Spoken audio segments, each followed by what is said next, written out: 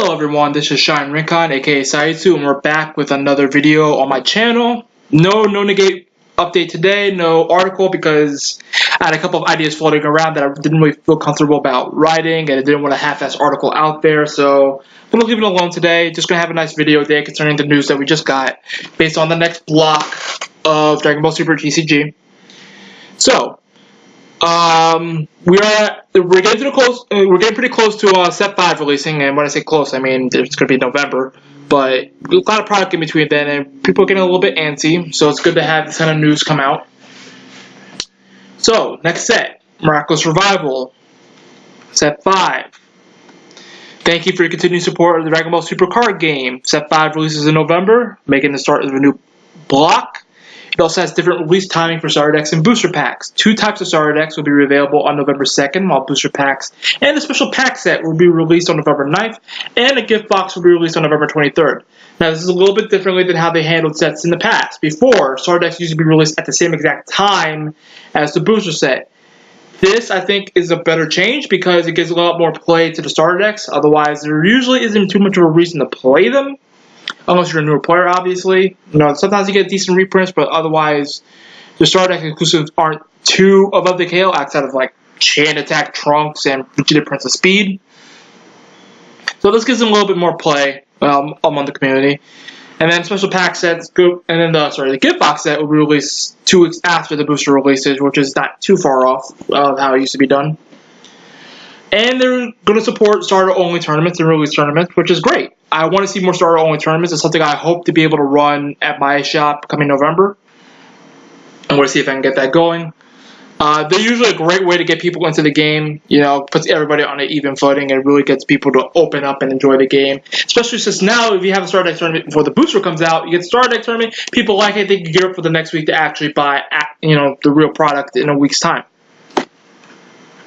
Now, what I love what Bandai did here was that they are very transparent about how they're going about the design process and the release process. Something that's only really matched, or which is they're on par with Wizards of the Coast in that respect, because you get these giant announcements for Wizards of the Coast sets. They go out of their way to make these huge big announcements and events about it. You can see it now with the Guilds of Ravnica. So it's nice to see Bandai sort of matching that kind of transparency. I really wish other card games would be able to, sort of meet that kind of expectation, but, bankers can't be choosers. So, they're unlike the underlying game concept designs. There are 3 points to go over. One was game speed. Now, this has been a very big point of contention within the community, because set 1, really slow, and now we've gotten all the way up to set 4, turning of power, and the game's this really fast. You have games consistently ending on turn 2, which is something you never want to see in any card game. That's like maybe Yu-Gi-Oh, I guess. Games ending at turn 2 is generally annoying. There's a lot of, don't get me wrong, there's a lot of play in those turn 2 games. You really have to sequence your turns right. You saw a lot of people misplaying the blue-yellow Hirudegarn, the blue-yellow's SS3, mis-sequence and then just lose because they didn't time their turns right. But otherwise, it's not the most fun thing to watch. If you're playing against it, you have to play perfectly. If you make one mistake, you're dead. If you're playing it, you have to be playing perfectly. If you make one mistake, you might not get the kill. It's just really stressful. It's not a great time. I'm not gonna disrespect anybody playing the deck. You play what gives you the best chance to win. That's how you should be doing it. And people have been definitely putting a lot of work in with the blue-yellow shells, with the lineage package, with Bardock and Goten. But you can tell that turn 2 kills are just not where this game was to be. Which a lot of this to bring up. They mentioned that they're raised on Japanese card games, and where the Japanese sensibilities are a little bit different than Western sensibilities. Which I can see, because remember, there are some games in Japan that are really big that never caught on here. Like in Japan, Duel Masters is not only thriving there, it's one of the biggest card games they have going there compared to here, where it died off not once but twice. Vanguard's bigger there. Buddy Fight's big there. Name a Bushiroad game is probably still working over there compared to here, where it ain't doing crap outside of Vanguard. And all the while over there, Magic's not as huge a thing in Japan as it is in America. So there are definitely different sensibilities of how Japan sees card games compared to how Western audiences see card games. And it might be based on speed, it might be based on other things. Okay, so feedback around set 1 was that the games were just way too long, which was somewhat true, I would say. You know, if you're really in a grind session with like Vegeta versus Ginyu, yeah, those games are going to be taking forever, and that's what a lot of people were complaining about. It's like, oh, we need to go best of 1, the games were taking too long. And that's more the design of the game rather than anything else. So they took into consideration and made the overrun block specifically to push the speed of the game forward. There's one problem. We got used to it, and the game got faster and faster and much faster than they had intended. It's always the downside of trying to intentionally make the game go faster, is that you may intentionally make the game go faster as a designer, but the players will usually take it to an even further level than you had intended. That's kind of the push and pull with game design in relation to player sensibility, player preparation, and all that sort of things. Is that, you know, players will often take design and push it much further than developers had intended because, you know, developers are human. They're only a few people strong. There's only so much design. There's only so much synergy that they can see off the bat compared to thousands and hundreds and thousands of players playing all at once and saying, oh, hey, you know, that works. Oh, that works. It could be a little thing, and then really tweaking it out over time. So they saw that, you know, they wanted the game to go fast, and that the game went way too fast. And they look at actual tournaments, and you see more than a few games end extremely quickly. If you saw the last few regionals, you see that anytime Blue Yellow shows up on the stage, the game's almost always over at turn 3 at the latest. You know, it's turn 2 usually, turn 3, you know, someone played a flying numbers or something. Or sometimes even, I remember one in the last regional where Blue Yellow ended up dying on the crack deck because they went so far they went to 1 life, and there's also a Gohan because they had nothing to deal with the huge amount of combo in the opponent's hand still. So, yeah, they want to slow the game down because aggro deck should exist, but winning by turn 2 is just too ridiculous. You know, I would say that turn 4 is a reasonable place for aggro decks to win the game. Ironically enough, Chain Attack Zeno sort of kill turn, which I think is a fair, well, maybe fair, quote unquote, but it's an understandable kill turn. 3, if like things really going away, but you definitely want to go turn 4, I think is about where you'd want to aggro kill turn to be. And they looked into it and they said, you know what? We need more defense, and they're going to put more defense in the game because as of now, we haven't had a ton of defensive cards. You know, we have Flying Nimbus, we have some decent blockers like Yajirobe, but nothing that really grinds the game to the hole and really makes the opponent think about, okay, I need to think about how I'm sequencing my turns or how I'm going to go about my aggressive game plan. Flying Nimbus doesn't make you change how you're really going about your game plan other than the fact that you need to attack with a battle card first. Other than that, your turn's probably going to be the same. You know, Yajirobe made you think about it, but usually it doesn't grind game to a halt. You just have to really think about the sort of steps you're taking to play around it. So I'd like to see more play about, you know, defensive effects. Now, they even bring up some of the new defensive effects you'll find on cards. Permanent. During your opponent's turn, if your leader card is a color, he said that they're going to say that it's from every color. Then this card is in rest mode. Your opponent's cards can attack leader cards, and this card gets minus 5k power. So basically, a weaker version of Vegito and Bergamo, which I imagine means this card's going to be like a 3-drop. Because if it was a 4-drop, this card would be useless because, again, Vegito and Bergamo exist. But it says set 5 has effects like these in every color, which sort of takes away the uniqueness of Bergamo and Vegito, but in a sense, we kind of need things to slow the game down. Hopefully the power is decent enough to where you can actually protect what you're putting in rest mode, but still, it's sort of like a pseudo blocker in that your opponent has to go out of the way to get rid of it.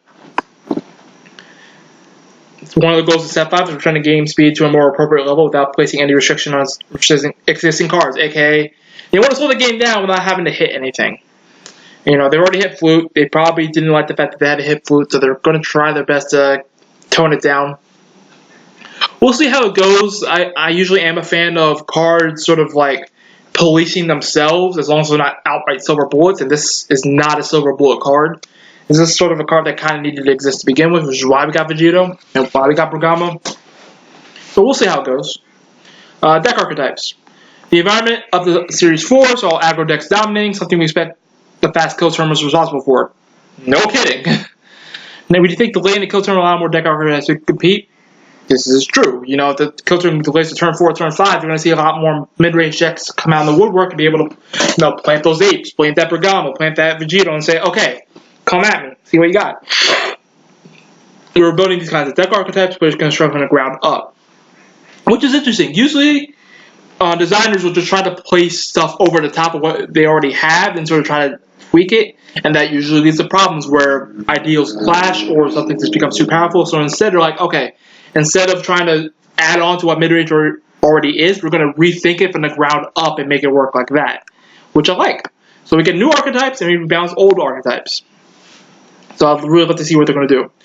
Interactivity, another big point of contention in this set, because up until now, the amount of interactivity we have, like on the opponent's turn and stuff like that, is minimal. You know, it's not Pokemon level where the amount of interactivity really coincides with just, do you have Judge? Do you have N? Do you have Toad EX? No? Well, then you're just going to have to sit there and do your thing. You know, maybe an Enhanced Hammer or two. It's not that bad, but you can tell there's not much interactivity to the game, and probably the main source of interactivity that we had up to a point, which was called Bloodlust, and Crushable to a lesser extent, were sort of, we're not taken out of the game. You know, Frizz's army just kind of had a rough go of things, but they were definitely brought back a fair bit. So, yeah, it's interesting to see that, okay, well, maybe we need to bring more interactivity to the game. They're afraid that, you know, they potentially slow down the game, because they understand that one was really slow, and they want to slow it down further. They want the game to be fast. Okay, I gotta understand that. And new players may get the impression that the game is difficult to play if counter-reactive cards become common plays. I don't agree with that line of thinking. I think the game will be easy to understand regardless, even if counter effects are commonplace, as long as you make the counter effects easy to understand and make sure that the phases and the sequence of play is very clean, very structured. There's nothing too wonky about it. Like Yu-Gi-Oh, it can be complicated to understand because there's always a different rule for everything based on how they've worded their card effects. But for something for, like, say, trying to think, I guess Force of Will to a lesser extent, maybe Magic, but Magic has their own issues. But make sure that your card effects are clean. Make sure that they're easy to understand. Make sure that your phases are very structured and nothing can go outside those phases. And you'll usually be fine. And they understand that, hey, we want interactivity. When there's no interactivity, the games can get a little bit boring. So with that in mind, they've made effects that don't resolve immediately, but paying specified costs to allow you to indirectly respond to your opponent's actions. Okay, it's not exactly interactivity we want because these are sorcery speed effects, but it's a start. For a few examples. Activate main, 2 colorless energy. Your opponent has 4 more battle cards in play. Choose all of your and your opponent's battle cards with energy cost of 4 or less. Ignore, barrier, and KO them. A board wipe is what we've needed in this game for a long time. Up to this point, we've had sort of like restricted board wipes, like with Kale and with Matt Saiyan, but tried and true board wipes, we've only really had 2 of them, which was Gohan Leader, which sucked, and for a reason I'll get to in a second, and then we had Zeno, the Playing God, which usually isn't used as a board wipe. Sometimes it is, definitely during Ape format it was, but it's usually more used as a hand control card. Now, going back to Gohan. Gohan was bad for a multitude of reasons. It cost 6 energy, which was a ton, and it was sorcery speed in a game where, okay, cards are going to come onto the board, they're already going to make their play, and then you kill them after the fact you usually don't care all that much. So Gohan was just really slow, just really not good. So to see a card that does it cheaper and ignore barrier, by the way, Gohan does not ignore barrier. Thanks Bandai. Gohan does not ignore barrier, but this does. So yeah, this is great. This punishes opponents for going too far wide, but it doesn't punish people for just putting like 3 cards on board and getting blown out of the water. Now, this also punishes like cantrips hoarding, where it's like you just put a bunch of booze on board, you save them for later, you're gonna have to use them off now. A couple of wide decks do take a U11. Middle U11 is probably going to see even more play now because this completely hoses them because they need 5 battle cards in play that are always 4 or less, so that way they get Big Daddy Jiren on board. That kind of hurts that, but ultimately we do need a board wipe in this game, and this is a decent way to go about it. Assuming that the card in question itself is cheap. I think it needs to be a 3-drop. If it's a 4-drop, it's already too slow because then it's a 6 energy, but I can see it being a 3-drop where you can play it immediately for 5, or you can play it on 3, hold it for a second, and sort of have your opponent be like, okay, well, I had to play around that. I think a 4-drop is too slow for it. Because, again, we have a 6 energy board wipe already, it's doing nothing. And the other card they have is activate main, 2 colorless energy, and sack the card that this effect is on. If your opponent places a card in their energy using a skill during this game, choose one of your opponent's energy and place it in its own drop area. They have to be careful with this design. This card, whatever this is attached to, is going to have to be expensive because it didn't say because of how, not so much ambiguous, but how omnipresent this can be. Like, it's not that this is an SS3 killer. This kills Objection. This kills Ultimate Box Vegeta. This kills Goku Black. There's a lot of decks that this is outright wrecks, and it sucks because ramp is something that I enjoy having support for. It really sucks that SS3 Goku sort of end up slapping all these other decks in design, where ramp before SS3 Goku was fair.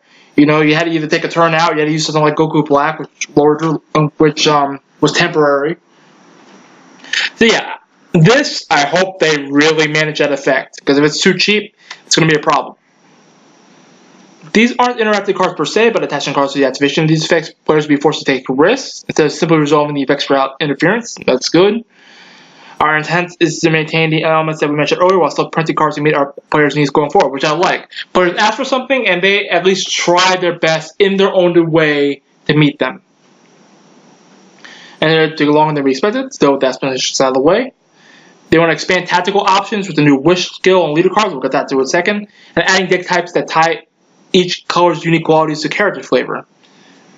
Should be interesting to see what they think each color's unique qualities are. Expanding tactical options with Wish leader cards. The name of the new block of set 5 and 6 is Shenron's Wishes compared to the overall block of sets 3 and 4. Up until now, leader cards had awakened skills that allowed them to power up when you got low on life, but this block introduces a new skill for leader cards, Wish. This is a new skill that allows you to flip over your leader card to summon the mighty dragon Shenron when you have 7 Dragon Balls in your Dragon Ball cards in your drop area. Now, this is something that's sort of been overlooked since it hasn't been brought up really since set 1, set 2, but when we had interviews with designers from Bandai, they did mention their displeasure in how cavalier we as players were taking life cards. You know, we'd often take it to its limit and draw them to get extra cards on the bench. And they didn't like that. They wanted us to feel that life cards were precious or only take them when they absolutely needed to.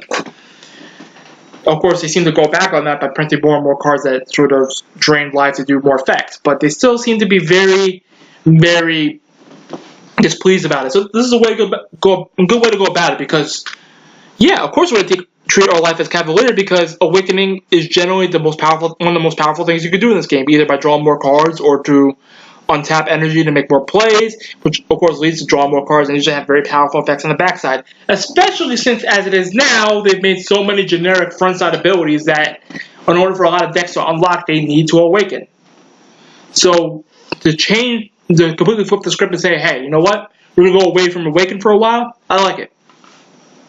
The only downside is that now you need to take up 7 slots of your deck for Dragon Ball cards, which lowers the fidelity of deck building. That I kind of don't like, but we'll see how it works out.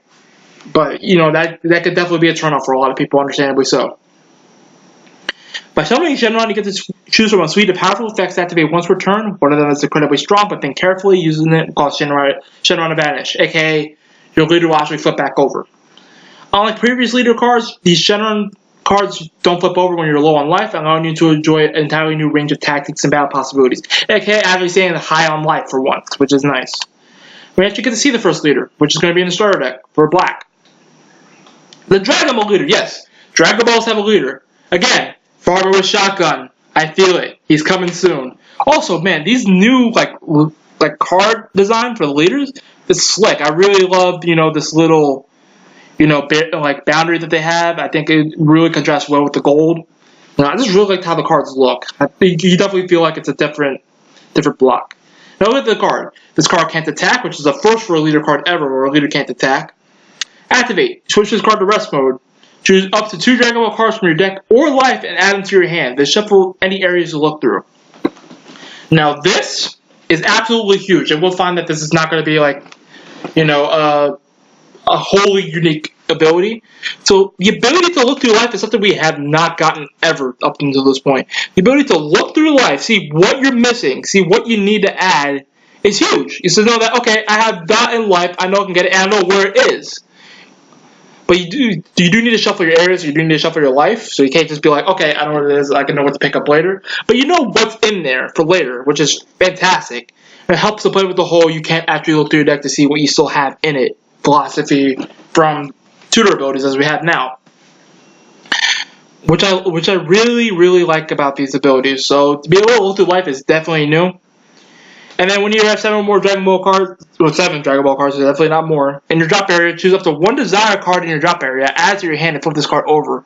Now, we don't actually know what Desire cards are, so we'll have to see exactly what they bring to the table, which is interesting. Can't really comment on them until we actually see them, but they're going to have to be really powerful. Flip side.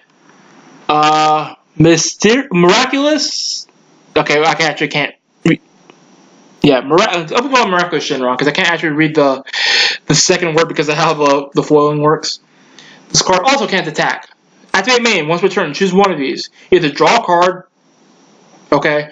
Choose 1 Desire card in your hand with the energy cost less than or equal to your current energy. Activate its activate main skill. Again, we can't really comment on it until we actually see what Desire cards are, what they do. And then the big daddy ability that I'll force to flip over. Remove 7 Dragon Ball cards from your drop area from the game. No, this says remove them from the game, not warp them. This does matter because there are cards that can bring cards back from the warp to the discard pile. If you do, choose one of your battle cards and it gains plus 10k power and triple attack for the duration of the turn. And then flip this card over at the end of the turn. That's strong. That's pretty strong. To basically say, okay, you're huge. If you have something like double strike or triple strike or critical, give plus 10k and triple attack.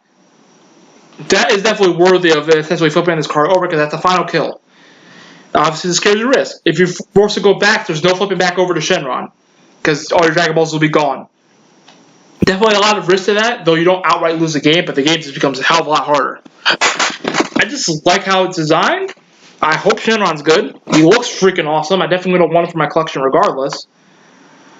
I have much to say about this card until we at least see the Desire cards. It's going to be a big reason why these cards are good or not. Find all the Dragon Balls sleeping within your deck to call for Shenron. Use the Omnipotent Dragon's skills at the right time and snatch victory from the jaws of defeat. These new Wish Leader skills are the defining element of the new block. All leaders in the block will be Wish Leaders instead of Awakened Leaders. Add in deck types that tie each color's unique qualities to character flavor. They want to be able to express the unique qualities of color through the flavor of the characters. It should be interesting to see how they pull that off. And then just some typical speak. So let's look more at the set in depth. So, November 9th is when the set comes out, as I mentioned in the article. Typical MSRP. No, there's 221 cards in the set, which is about on par where we've been since set 3 with black coming into play. Things to note. 1, 11 super rares, which is actually less than we've had in the past. We've had around like 12 to 14. But 11 special rares. That means every super rare is going to have a special rare, which is completely different. And it'll be interesting to see how that actually plays out. And then we're back to 1 secret rare, which I think is for the best. I think 2 secret rares. I understand why they did it, which was really to get yellow and black on the same page really quickly. But yeah, I think 1 secret rare is where we want to be because to make sure that pulling a secret rare is truly as special as it should be. There's a trailer for it. I'm going to let you guys watch it on your own time. I don't really want to play a video inside the video. It's a pretty cool trailer, though. You should look into it. Now, we actually get to see a look at the actual Dragon Ball card. Hopefully, it's not the only one, but yeah. Anyway, Dragon Ball, 0-cost card. Uh-oh. You include, it has to be 7 in your deck. If you're good as a Shenron card, draw 1 card. Basically, and again, I'm going to hope that this is not the only Dragon Ball card in the set. For Shenron Leader, this is a cantrip for free, which is absolutely insane. So basically, Shenron gets to play with a 43 card deck, which turns into what, a 35 card deck in the end. So yeah, that's fantastic. No one's going to argue with Upstart Goblin with no strings attached. Card's great. I hope it's different for each leader because I really don't want to have blank cards. And, you know, and leaders they can't use that aren't Shenron. But we'll see how that turns out. We had to see the yellow leader, Sorbet, which they changed the spelling of him because Sorbet had the T before in the card game and now he doesn't have it anymore. Whatever. Anyway, again, I like the boundary to actively show what color the leader is as well, showing that it's a yellow leader a lot more blatantly than before. Sorbet, once per turn, when one of your battle cards attacks, it gains plus 5k power for the duration of the turn. And then choose up to one Dragon Ball card from your deck or life and add to your hand. Then shuffle all the areas you look through. So you get one less Dragon Ball card compared to Shenron. Makes sense. But you have to pump one of your guys, which is nice. And then it has the same effect to flip over as Shenron does. And Sorbet leads to Frieza, the Resurrected Terror. That's right. Frieza is back yet again with another new leader card. And he looks freaking awesome. Activate main. Once per turn, choose one. Draw one card. No surprise. Choose one yellow or black desire card. That's interesting. And activate. And if your energy is then your energy is less than or equal. And if its energy cost is less than or equal to the energy that you have, activate main skill. Pretty similar to Shenron. And then remove 7 Dragon Ball cards from the drop area from the game. If you do, choose up to 2 of your opponent's battle cards and energy, such as the rest mode, and this card gains plus 15k power for the duration of the turn. And then flip them over after the fact. So a different way to end the game compared to Shenron. Shenron's basically saying, I'm going to attack a bunch of times with one of my huge battle cards, see if you can stop me.